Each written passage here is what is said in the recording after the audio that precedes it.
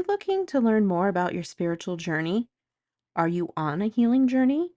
Have you tried conventional ways of healing but didn't get the results you desired? If so, this podcast is for you. My name is Reverend Dr. Jackie Cope, and I'm a metaphysical minister, intuitive guide, and teacher. Here at Raven Rabbit, we believe that your ancestors, spiritual guides, and divine self are ready and eager to help you heal and prosper. We approach life, healing, and happiness through a holistic, indigenous spiritual lens to create the lives we want. Join me to radically change your life today.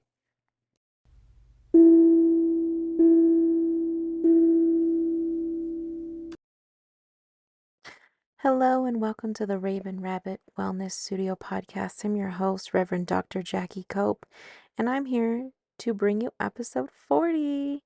So exciting. We're talking about the 5 things that deepened my spiritual path.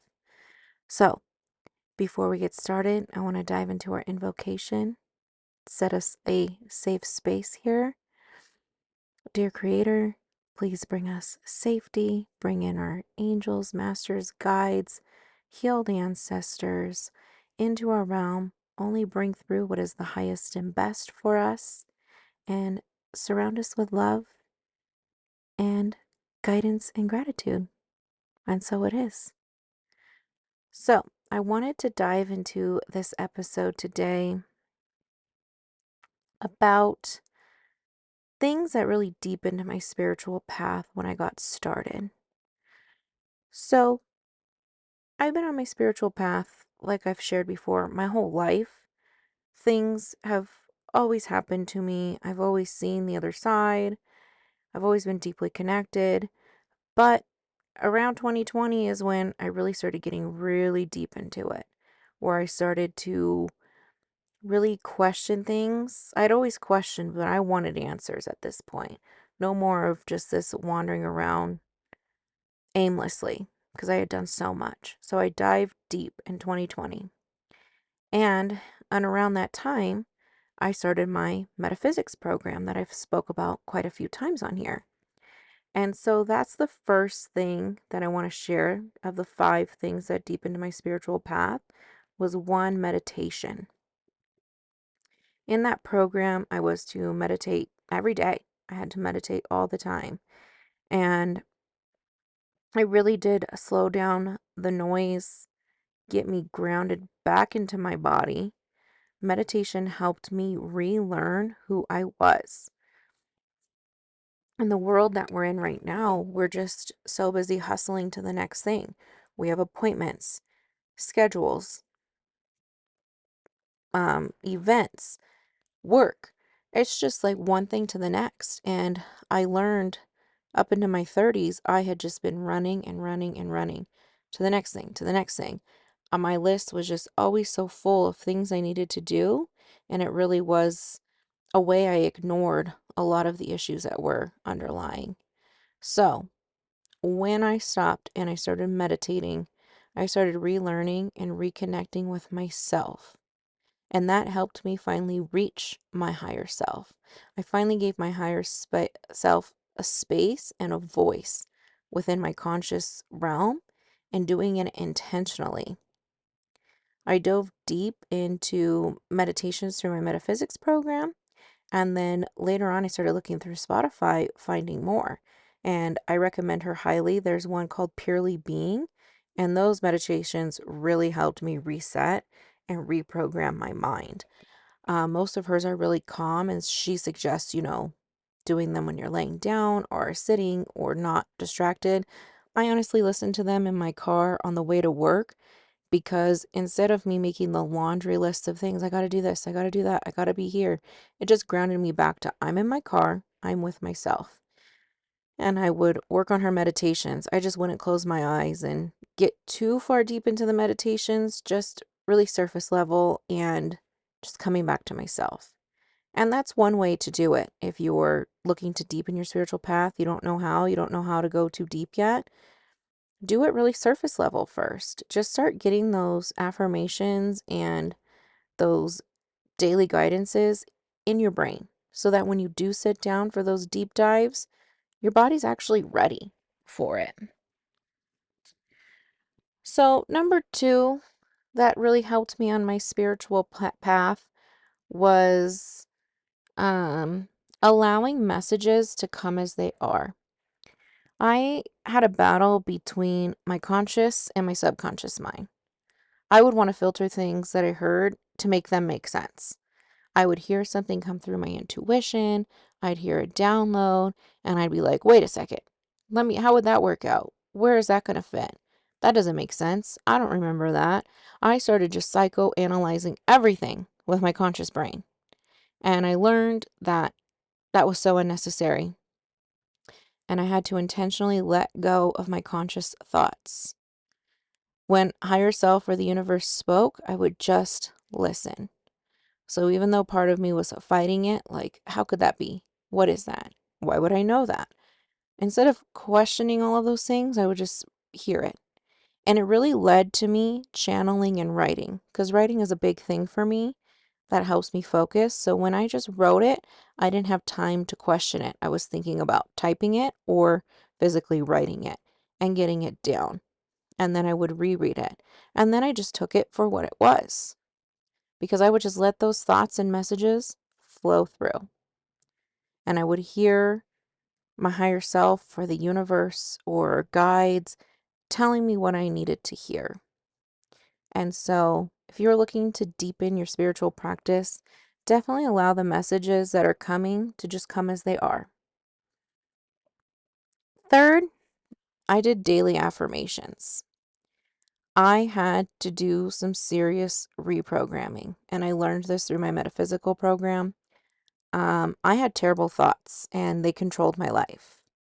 My terrible thoughts included thoughts of worthlessness. I felt stupid, and I really felt like I didn't matter. And I would tell all of myself those things out of fear. I was scared to do anything wrong, and I was scared to make anybody upset or mad. And so when you live in that cycle of fear, you're not really being yourself.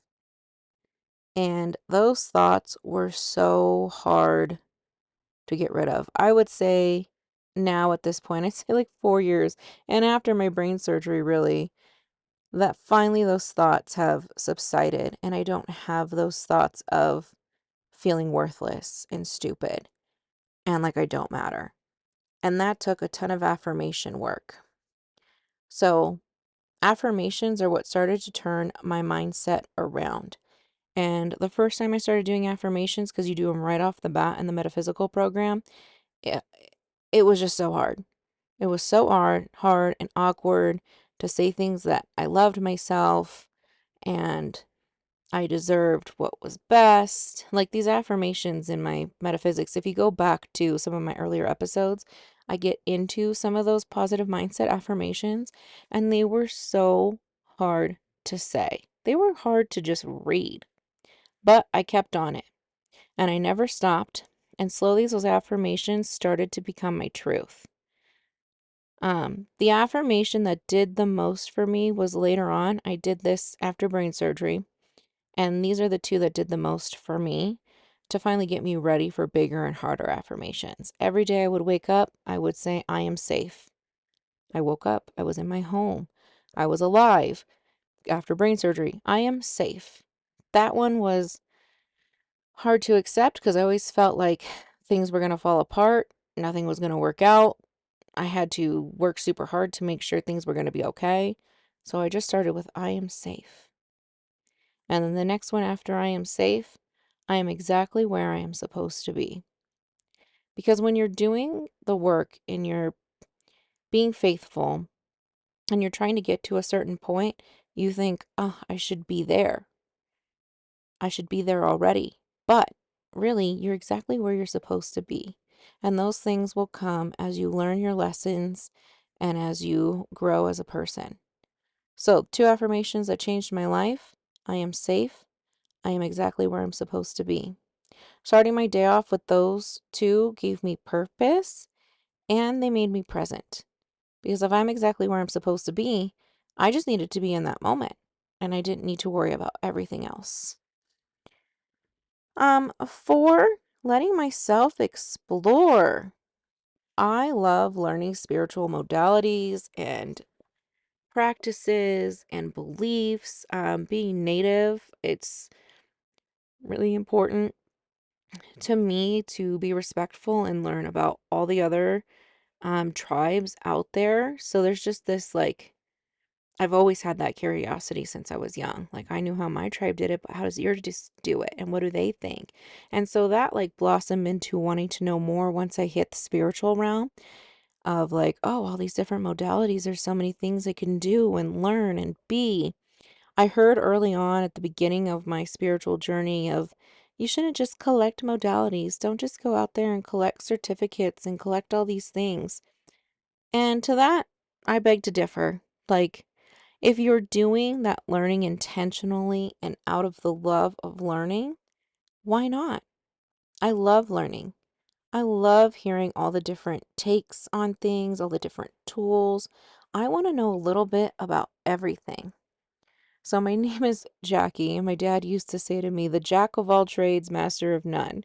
He used to joke with me because my dad really dabbles with all kinds of things too, in a very old-fashioned masculine sense. Like, he basically knows how to do everything physical, but not to like be a master in it. So he would say that too. And I really kept that with me of like, I'd rather be a jack of all trades, know a little bit about everything. And probably when I was younger, I used to think a master of none, but now it's like, I know that I'll be a master eventually. It's just a matter of time. And I think it's in my best interest to be a jack of all trades because why not learn it all? We're here for the human experience. Why let anything pass me by that sounds interesting?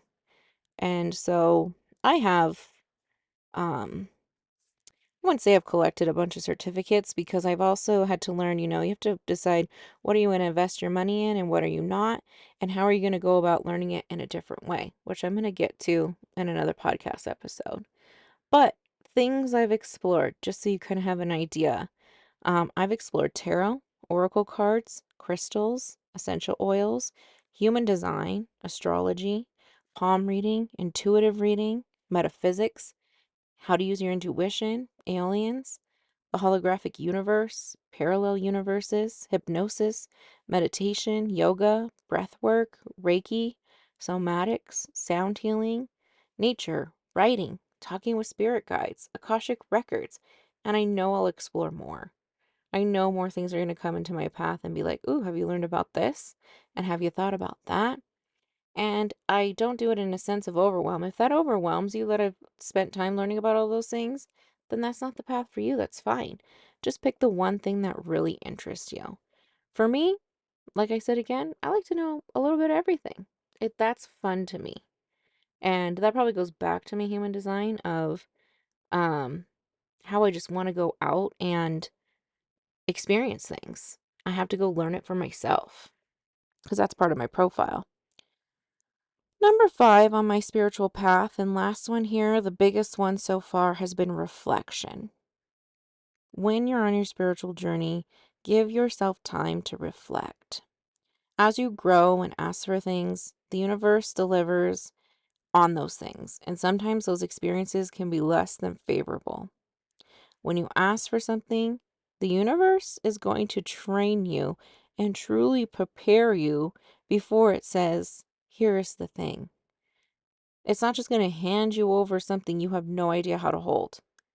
So, when I asked for freedom, I went through an extremely difficult time in my career facing discrimination because I needed to learn how I wanted to be my own boss and how I wanted to treat others when I owned my business. Um, when I asked for patience, the universe led me through brain surgery. I had to be patient throughout my healing process and with myself and allowing myself that time to recover. When I asked for love again, the universe sent me a new partner and the opportunity to remarry after doing a year of deep diving inner work with a psychologist, with my spirituality. I had done a lot of inner work, and then my partner, who's now my husband, arrived.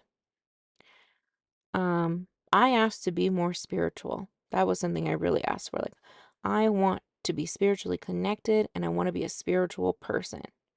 And the universe has revealed this whole side of life that I was craving.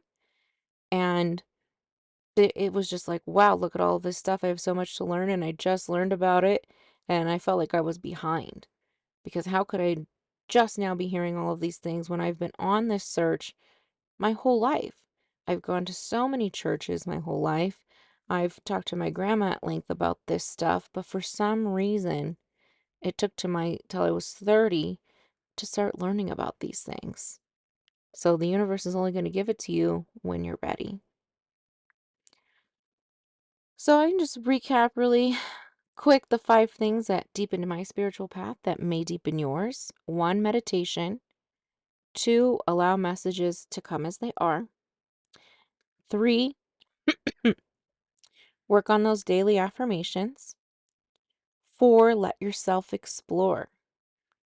And 5, give yourself time to reflect. I'd love for you to rate my podcast, go up to the top, give it a star rating. Please give it 5 stars. The more people who rate this, who interact with my podcast, it pushes it out into the algorithm so other people can find me who are looking for this type of stuff and who want to talk about spirituality and their business and their self-development path. So thank you so much for being a listener. Um, Stay tuned for more. I love you. Bye.